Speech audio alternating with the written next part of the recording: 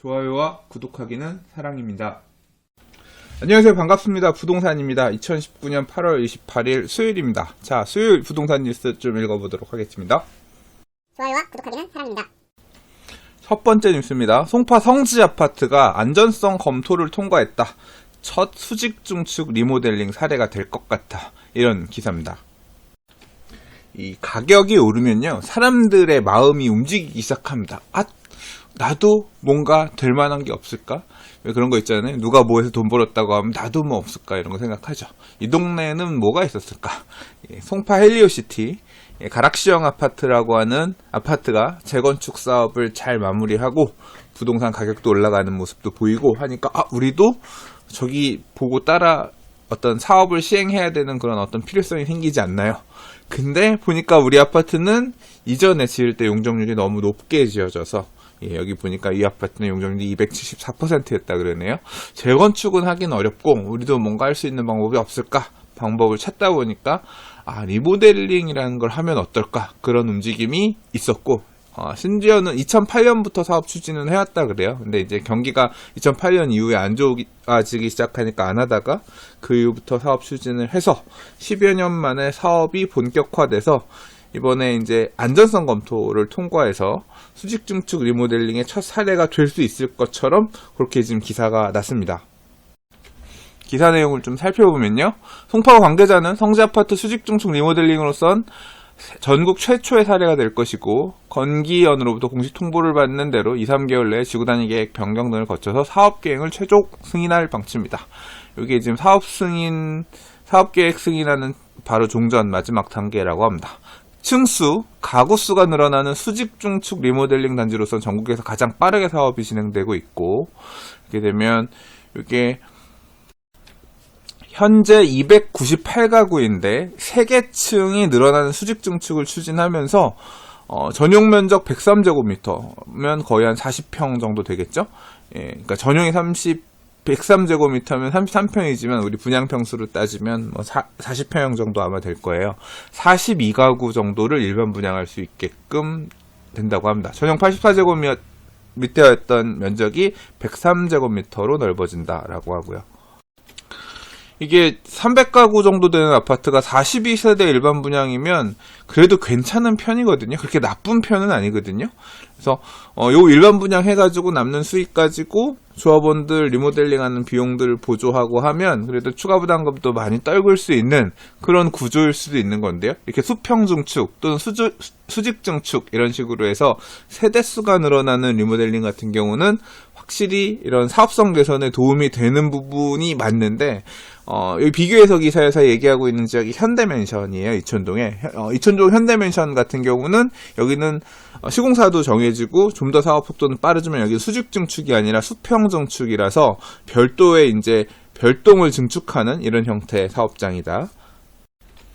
이 성지 아파트 같은 경우는 수직 증축이기 때문에 방식이 조금 다르다. 그런 부분을 얘기하고 있고, 이런 수직 증축, 수평 증축 리모델링 사업에 대한 추이에 대해서도 설명하고 있는데, 과거에는, 수직 증축 리모델링으로 가구 수가 한 10%까지 늘어날 수 있었는데, 2014년에 이제 좀 더 활성화하기 위해서 비율을 15%까지 높이게끔 했다라고 해서, 지금 아까 298가구인데 42가구 늘어나니까 거의 한 15% 정도죠? 그거 꽉꽉 채워가지고 최상층에 2-3개 층 늘려가지고 42세대 정도 분양할 수 있다라고 해요. 근데 이제 리모델링 사업 같은 경우도 다음 기사에서 좀 더 보겠지만 지금 가장 큰 이슈가 되고 문제가 되고 있는 게 분양가 상한제잖아요. 민간택지 분양가 상한제. 이제 그게 적용이 된다라고 하면서 셈법이 되게 복잡해지고 있는 거죠. 30세대 이하 같은 경우는 이제 그런 거 피해가지고 갈 수 있는 가능성이 있는데 이제 그렇게 되면 분양가를 42가구 하면서 분양가 규제를 받아가면서 갈 거냐 아니면 좀 개수를 줄인다는 얘기는 그만큼 비용은 또 덜 든다는 얘기잖아요. 그러면서 그냥 30개, 29개만 하고 우리 그냥 원하는 가격 분양할 수 있는 대로 갈까요? 뭐 이런 식으로 사업 계획을 바뀔까? 이 조합들이 참 셈법이 머리가 아플 것 같습니다. 나중에 이 송파구가 분양가 상한제 적용 지역이 될지 안 될지도 아직 지금 의문인 거고, 그 시점에 우리가 분양하려는 시점에 참 생각할 가지수들이 많고 복잡해지는 참 어려운 상황인 것 같아요. 일단 조합에서는 지금 받을 수 있을 만큼 최대한 받고 42세대 일반 분양할 수 있을 만큼 받고 그 다음 사업 가다가 분양하려고 하는데 그때 가서 만약에 민간택지 분양가 상한제 적용 지역이 돼서 손해가 되게 커질 것 같다라고 하면 그때 가서 42세대를 그냥 분양가 상한제 적용되면서 분양할 건지 아니면 세대수를 30세대 밑으로 해서 그냥 우리가 원하는 금액대로 분양하는 게 나을 건지 어떤 게 더 이득인지 더 들어가는 비용, 덜 들어올 수입들 이런 거 고려해서 그때 가서 뭐 판단하는 형태로 그렇게 대응을 하지 않을까 생각하고요. 리모델링 사업을 하게 되면 지금 30평형대 아파트들이 40평형대로 이렇게 넓어지네요. 나중에 기회가 되면 어떻게 분담금 납부하는지 어떻게 정비사업비 비용을 사용하는지 등등 이런 자료들 좀 구해서 공부한 스터디 자료로 좀 썼으면 좋겠다는 생각이 듭니다. 혹시 가지고 계신 분들 나중에 받게 되신다라고 하면 조금 지원 좀 해주세요. 좋아요와 구독하기는 사랑입니다. 자, 다음 기사입니다. 리모델링을 추진하던 이촌 현대맨션 등 분양가 상한제 30가구 룰에 발목을 잡히고 있다는 한국일보 기사입니다. 앞서 봤던 내용하고 이어지는 내용이죠.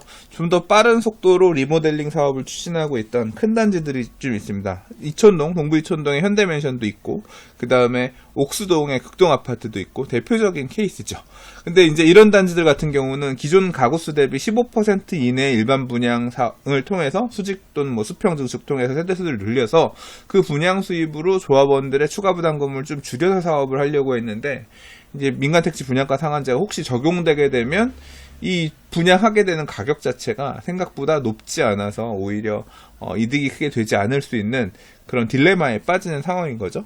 지금 현대맨션 같은 경우는 보니까 약한 기존의 653가구에서 97가구 거의 한 100세대 정도를 늘려가지고 평당 4,300 정도에 분양하려고 했었는데 이렇게 100세대를 일반 분양할 경우에 추정되는 조합원 한 가구당 부담금은 대략 한 2억 원은 3억 원 정도 됐었는데 이 금액을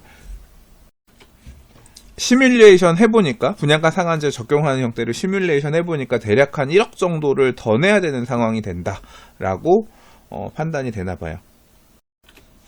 그럼 단순히 계산해보면 653가구가 1억씩 더 낸다 그랬으니까 가구당 그럼 한 653억 정도? 한 650억 정도가 추가적으로 조합원들이 부담해야 될 금액 정도로 추산된다 이렇게 보고 있는 것 같아요. 그래서 차라리 그럼 일반 분양 물량을 30개 밑으로 쪼개가지고 피하는 방안을 검토하고 있다. 그걸 갖다가 그러니까 좀 덜 짓고 아까 제가 앞서 얘기했던 것처럼 개수를 좀 줄이고 그냥 분양가를 원하는 대로 받는 게 낫지 않겠어? 뭐 이제 이런 식의 의견을 검토하고 있다는 거죠. 이 세대수가 줄어들면 리모델링 아파트들은 기본적으로 종전에 지어진 애들이 용적률이 높기 때문에요.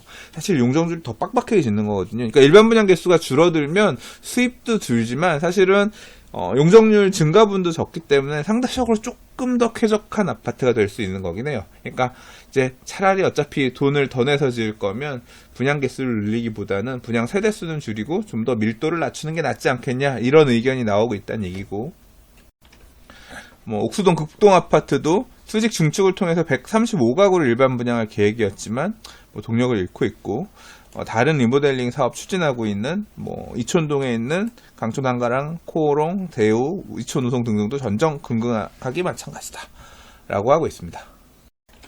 한편 리모델링 추진 단지들은 리모델링 사업은 재건축 재개발 사업과 달리 수익 추구형 사업이 아니기 때문에 이렇게 리모델링 아파트에 분양가 상한제를 적용하는 것은 억울하다.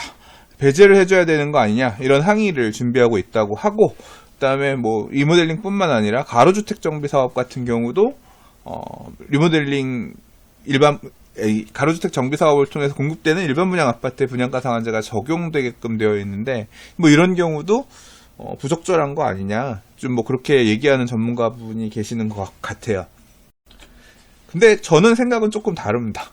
뭐 이 민간택지에서 하는 게 사업 방식이 다른 법에 따라서 추진될 뿐인 거지 재건축 사업도 사업성이 별로 안 좋은 데 있고 재개발 사업도 안 좋은 데 있고 좋은 데 있고 다 다른데 뭐 사업 방식 리모델링이라고 해서 다르게 봐주고 가로주택 정비 사업이라고 해서 다르게 봐주고 하는 거는 오히려 그게 더 역차별인 것 같아요. 사실 분양가 상한제라고 하는 제도 자체가 민간택지에 분양가 상한제를 적용하겠다라고 하는 게 과도하게 사유재산권을 침해할 때, 그럴 때 이제 문제가 되는 거지. 사업 방식이 다르다고 해서 우리 건 좀 봐줘야 되는 거 아니야. 우리 거는 원래 그런 투기 목적이 우리 건 원래 아닌 거다. 이런 식으로 받아들이기에는 조금 약간 형평성이 어긋나는 거 아니냐. 개인적으로는 그렇게 생각해요. 아무튼 이 기사의 내용을 정리해 보자면, 리모델링 사업이나 가로주택 정비 사업 같은 경우도 분양가 상한제가 민간 택지 분양가 상한제가 작동하게 되면 사업 추진에 걸림돌로 작용할 가능성이 있다. 그 내용을 토대로 해서 사업 계획의 큰 틀에서의 어떤 수정이 있을 수도 있다. 뭐 이제 그 정도 보고 넘어가면 될 것 같습니다. 좋아요와 구독하기는 사랑입니다. 제가 올해 봤던 기사 중에서 좀 이건 너무하다, 좀 이거는 부당하다, 억울하다 이렇게 보였던 부분 중에 하나가 이거였어요. 뭐냐면 개포주공 1단지 아파트의 보유세에 관련된 내용이었는데요. 개포주공 1단지 아파트가 이주를 시작했는데 이주한 세대들 중에서 한 세대가 세입자 한 명이 이주 거부를 하면서 나머지 사람들은 다 이주를 했는데 이 한 집 때문에 멸실 신고를 받아줄 수가 없어가지고 주택이 남아 있었던 상태인 거죠. 살지는 이미 사람들이 안 살고 다 벼있는데 이 한 사람 때문에 멸실 신고가 안 된 거죠. 근데 행정청에서는 이제 여기 뭐 재산세 같은 경우는 지방세니까 그리고 우리가 볼 때는 어쨌거나 이게 지금 멸실된 건 아니었기 때문에 6월 1일 기준으로 집이 있었던 거고, 그러니까 그 내용에 따라서 보유세를 우리는 주택으로 부과할게요, 재산세를 부과할게요 라고 하면서 나머지 집 5040세대에다가 다 과세를 하고, 그 중에서 공시가격 9억이 넘는 주택 같은 경우는 종합부동산세까지 해가지고 다 두들기는데, 그러니까 지금 좀 과도하게 과세를 하는, 이제 당시에 이제 기사를 읽을 때 그랬거든요. 이것 때문에 그렇게 보유세들을 또 그렇게 많이 내게끔 생겼다. 이런 부분에 대해서 뉴스를 읽었던 적이 있습니다. 자, 그런데 기사에서 보시면 요 강남구 개포종 1단지 아파트가 과세 처분 불복 소송에 나선다라고 합니다. 그래서 우리가 이 문제 때문에 소송을 할 거니까 이거 이겨주실 수 있는, 또는 이제 이 부분에 효과적으로 대응해서 소송에 참여해 주실 수 있는 로펌들은 입찰을 좀 해주세요 라고 이제 입찰서를 접수받는다라고 이제 하고 있는데요. 자, 조합은 개포주공 1단지 재건축 사업에 따른 멸실을 인정해달라는 공문을 행정안전부에 보내 이주를 마친 가구라도 멸실을 인정해 줄 것을 요청했고, 3월달 4월달에 세 차례에 걸쳐 기존에 있는 세입자들을 내보내기 위해서 법원의 명도 강제 집행이 이루어졌지만 세입자들이 반발하면서 버텼기 때문에 명도가 안 돼서 이렇게 명도가 안 된 거지, 물리적 충돌이나 이런 게 없었으면, 명도가 됐으면 멸실 신고가 다 같이 들어갈 수 있었고 그랬다라고 하면 이거는 안 내도 되는 늘어난 보유세가 아니냐, 그런 부분을 감안해달라, 뭐 이런 입장인 거죠. 행안부는 과세 적용에 예외를 둘 수 없다는 입장이고, 결국은 뭐 그 예외를 봐주지 않겠다는 얘기인 거니까, 뭐 이제 결국 이 소송을 통해서 결과가 나오겠죠. 어떻게 결과가 나올지 저는 진짜 궁금합니다. 저는 굉장히 눈길이 가는 댓글이 있어서 하나 읽어봅니다. 과세한다는 것은 법원에서 정식으로 퇴거 명령을 받은 불법 행위를 나라가 인정하는 것이다. 그나마 법을 지키려고 3번의 명도 집행에서 사람이 죽던 말던 그냥 밀어붙여 끌어냈어야 된다는 말이냐, 나라가 원하는 게 그거였냐라고 했는데, 이 개포 1단지의 사례가 추후에 다른 사업장들에게 굉장히 안 좋은 형태로 영향을 끼칠 수도 있어요. 지금 조금 더, 지금 명도 무조건 끌어냈어야 된다, 이거 안 되면 보유세가 엄청나게 더 많이 나오는 부분을 다 두들겨 맞아야 되기 때문에 더 강하게 명도 집행을 해달라, 이런 식으로 부작용이 나타날 수도 있을 거예요. 그러니까 이 부분은 아무튼 어떻게 결과가 나올지는 지켜보겠습니다만 좀 합리적인 판단이 되었으면 좋겠네요. 좋아요와 구독하기는 사랑입니다. 자, 세운 재정비 촉진지구 관련해서 기사 하나 읽어보도록 하겠습니다. 세운 재정비 촉진지구 관련해서 올해 참 기사들을 여러 번 읽었습니다. 뭐 지금 분양하려고 했다가 분양가 때문에 지금 분양을 못하고 있는 힐스테이트 세운도 있지만, 그 다음에 다른 구역들, 뭐 도심지 안에 주거 비율을 높이고 임대 아파트를 많이 늘려가지고 이런 식으로 주택 공급하는 목적으로 하도록 노력하겠습니다. 이런 얘기가 서울시에서 한편으로 나오는 한편, 그건 그건데 사업이 지지부진해서 잘 안 갈 것 같으면 일몰제에 따라서 해제할 수도 있습니다. 그게 이제 세운 재정비 촉진지구에도 적용됩니다. 라는 기사도 또 몇 달 있다 나오면서 하란 얘기야, 말란 얘기야, 되게 혼란스럽다, 시장은. 뭐 이런 기사, 이런 뉘앙스의 기사도 있고, 그런 기사들을 제가 그때그때 좀 읽어드렸던 것 같아요. 자, 이번 기사는 그 내용들을 좀 자세하게 디테일하게 잘 설명해 준 기사네요. 조금 한번 읽어보도록 할게요. 이 도시환경 정비 사업이라는 사업 방식, 지금 이제 재개발 사업 안에 들어갔는데, 사업 방식 중에 뭐가 있냐면 토지 등 소유자 방식의 도시환경 정비 사업, 재개발 사업에서도 이 조합을 만들지 않고 토지주들이 많지 않기 때문에 그렇게 하는 사업 방식이 있어요. 세운 재정비 촉진지구 내에는 그런 사업장들도 되게 많이 있는 것 같아요.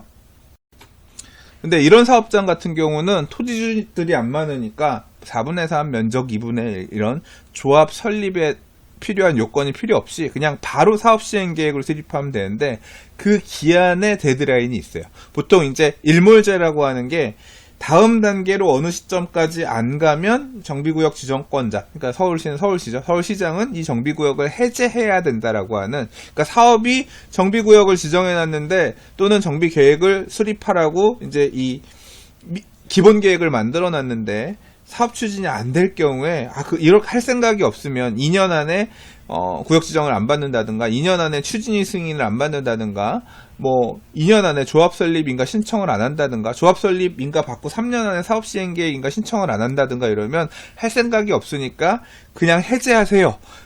그러니까 해제해라라고 하는 그런 규정이 있고,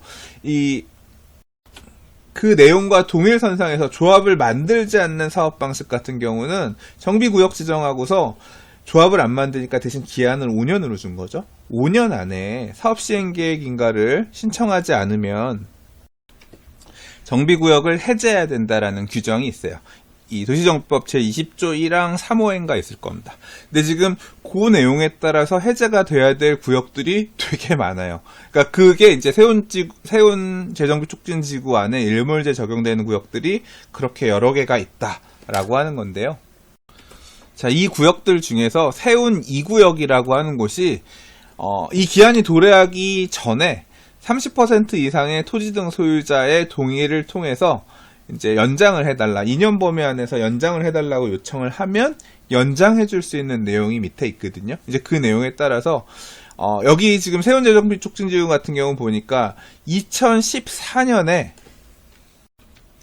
3월 27일 날 일괄적으로 정비구역이 지정됐대요.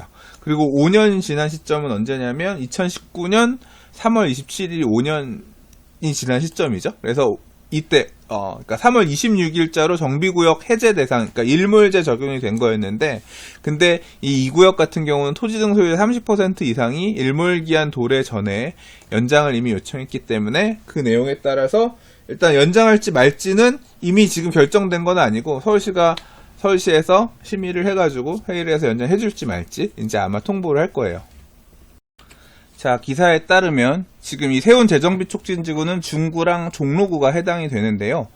이제 정비구역 해제 공람 공고 절차를 마무리한 곳도 있고 이제 하는 곳도 있대요. 해제 관련 공람 공고를 하는 곳도 있는데, 이제 이 내용이 공람이 끝나고 나면 올해 10월에서 11월경에 예정인 도시재정비위원회에서 이 정비구역의 해제 문제를 놓고서 심의를 해서 최종 결정을 내린다라고 합니다.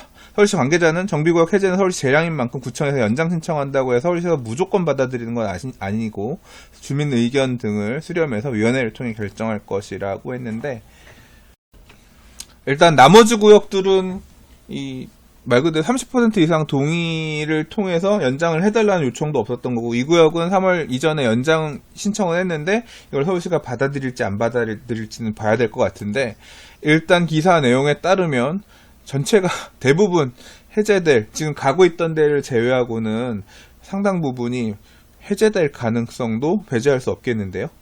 자, 이 내용은 추후에 아마 10월달, 11월달에 심의 올라가고 하면서 얘기들이 나올 텐데, 그때 다시 기사들을 좀 읽어볼게요.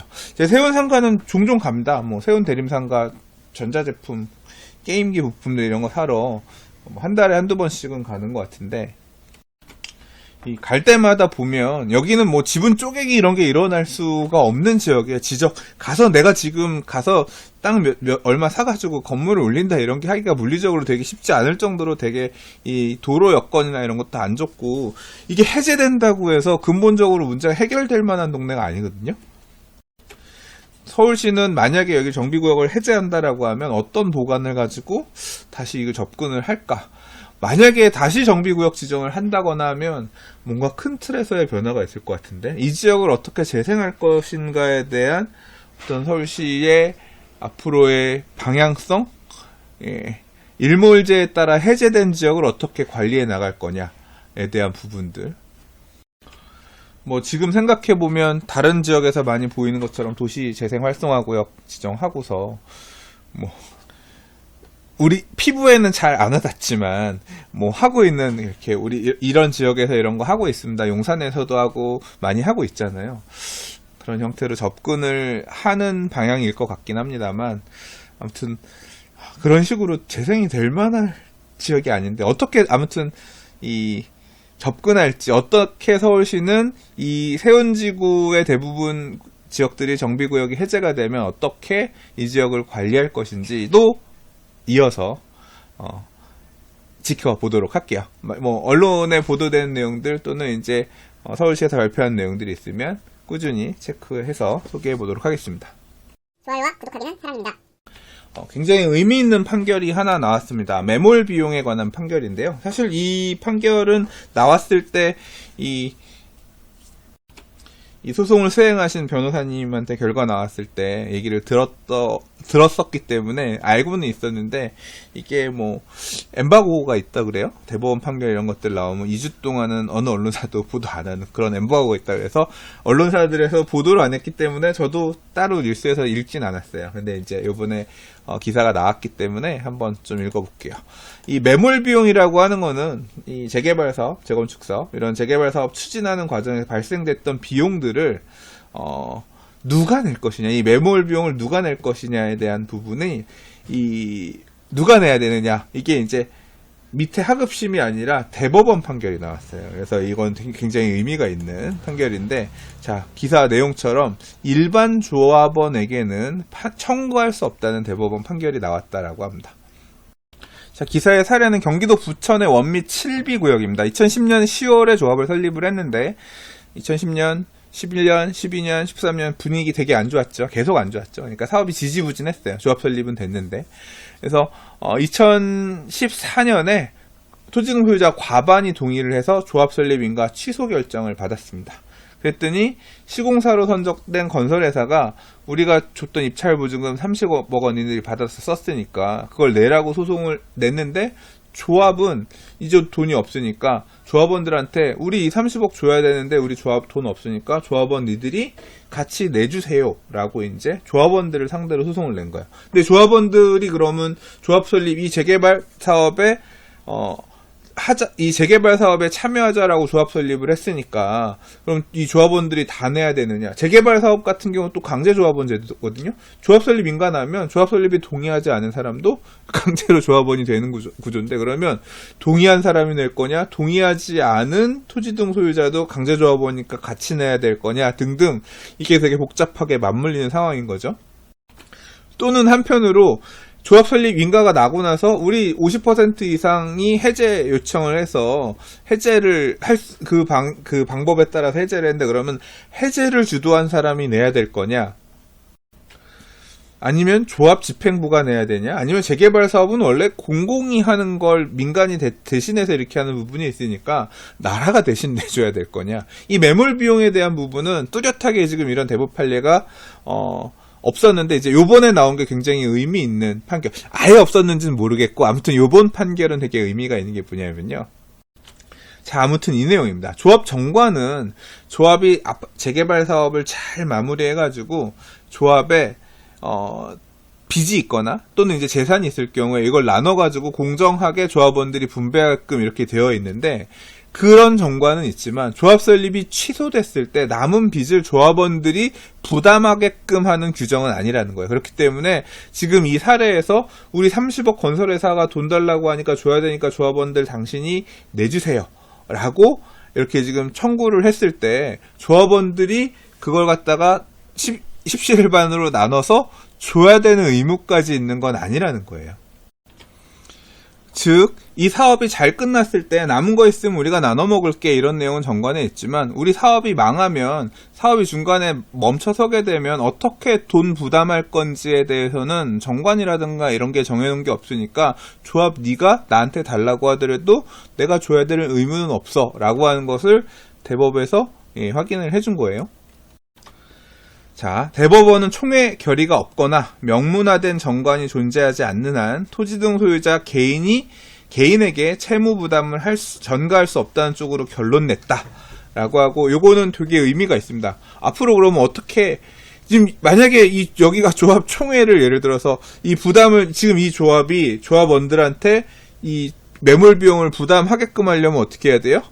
우리 매몰 비용을 부담하는 총회를 열어서 조합원들이 오셔가지고 이 비용을 이렇게 건설회사한테 30억씩 줍시다라는 총회를 열어야 되는데 누가 와서 이 총회에 참석하겠어요? 이 총회는 열리지를 못하겠죠. 계속 열려고 하더라도 열리지 않을 거니까 전자로서는 해결이 안 될 거고요.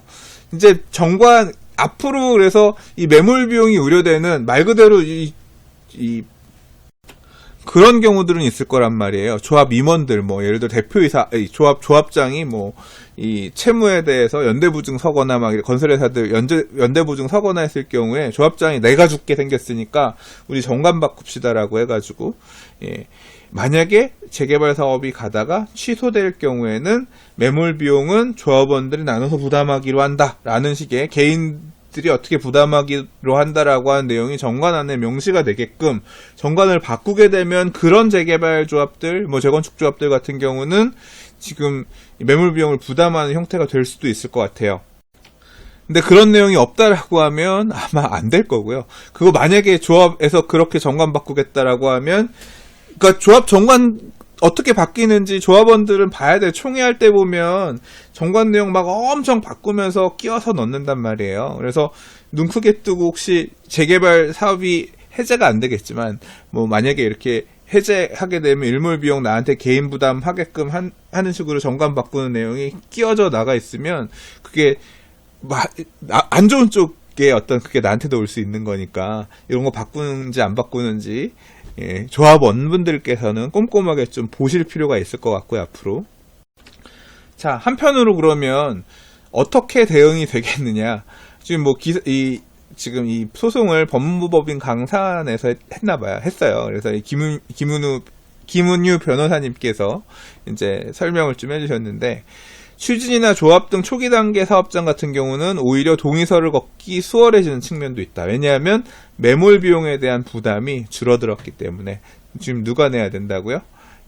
실질적으로 그래서 이게 어떻게 영향을 끼칠 것 같냐면, 지금 기사에서도 사례가 돈을 빌려준 데가 시공사였잖아요. 건설회사들 같은 경우는 굉장히 조심스럽게 시공사 들어오고 할 때 말 그대로 이 빌려준 돈이 매몰 비용을 실질적으로 돈 빌려주고 못 받을 수도 있을지 모른다. 이런 부분들을 고려해서 되게 조심스럽게 들어올 것 같고요. 그 이야기는 해제될지 모를 것 같은 사업성이 그렇게 좋아 보이지 않는 사업구역들 같은 경우는 시공사 선정하기 굉장히 힘들어진다는 얘기일 수도 있어요. 만약에 그렇게 시공사를 구하기 힘들어지는 조합이라고 하면 우리 시공사 구하려면 정관에다가 매몰 비용 만약에 해제할 경우에 분담하겠습니다. 이런 조건으로 정관 넣어야지 시공사 구할 수 있습니다. 라면서 또 정관에 자발적으로 그렇게 넣는 흐름으로 가는 상황이 생길지도 모르겠어요. 자, 아무튼 각자 이 판결에 따라서 어떻게 하면 내가 손해를 덜 볼까, 플레이어마다 자기 입장에 따라서 유리한 쪽으로 대응하기 위해서 지금 굉장히 분주하게 머리를 싸매고 있을 것 같습니다. 좋아요와 구독하기는 사랑입니다. 오늘 준비한 뉴스는 여기까지입니다. 오늘도 봐주셔서 들어주셔서 감사합니다. 내일 또 다른 뉴스와 부동산 이슈 가지고 인사드리도록 하겠습니다. 감사합니다. 부동산이었습니다. 부동산의 재개발 강의 2019년 리뉴얼 버전이 나왔습니다. 재당첨 제한, 분양 자격 제한, 재개발 조합원지 양도 금지 규정 등 재개발 투자에 있어서 위험성이 굉장히 높아지는 시기입니다. 특히 재개발 재추진 구역, 일몰제 등 재개발 투자를 고민할 때 주의하셔야 될 부분들을 중심으로 2019년 강좌를 다시 정리해 보았습니다. 감사합니다.